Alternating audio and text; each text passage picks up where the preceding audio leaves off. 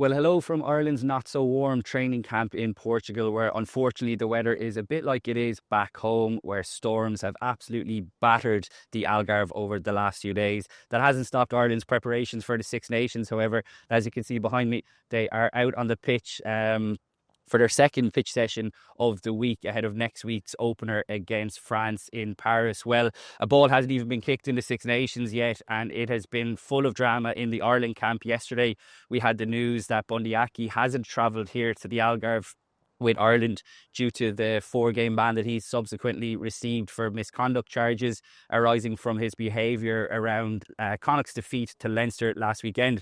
That's meant Jude Postlewaite has been called up, uncapped Ulster centre. He's out there training with the squad.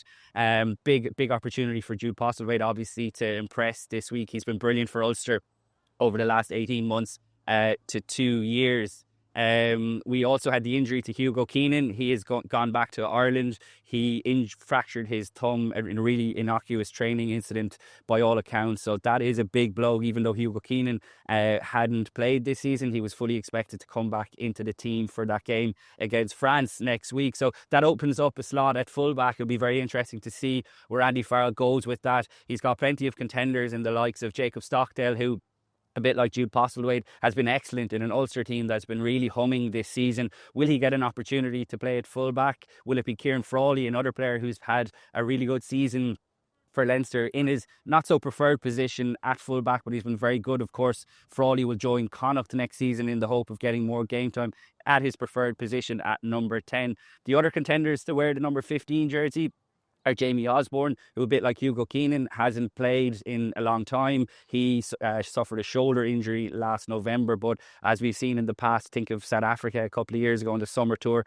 Jamie Osborne did a really good job at fullback for Ireland. Be a big ask to throw him in with such little game time under his belt, but he's another option. Perhaps could we see Jack Crowley, who's slotted in at fullback for Munster in recent weeks and done really, really well.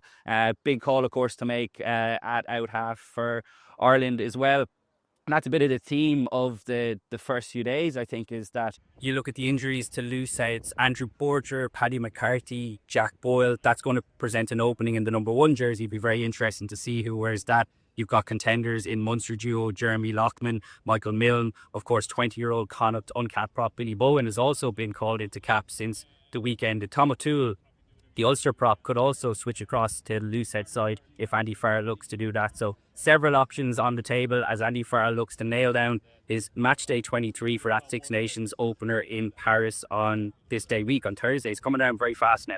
We're going to have a press conference once this session is done and dusted. We'll get the reaction to Bundee's suspension, and we'll get the latest on the fitness update of the players who were carrying knocks when they came into camp. So make sure you stay tuned to the Irish Independent for all the best Six Nations coverage.